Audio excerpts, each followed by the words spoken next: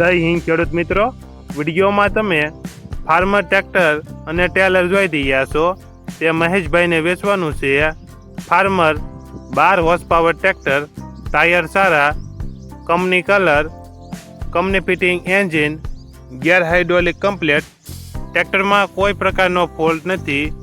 Model 2018. સાથે તમે Taylor જોઈ રહ્યા છો, તે પણ વેચવાનું છે. ગેલ્વેનાઇઝનું ટેલર.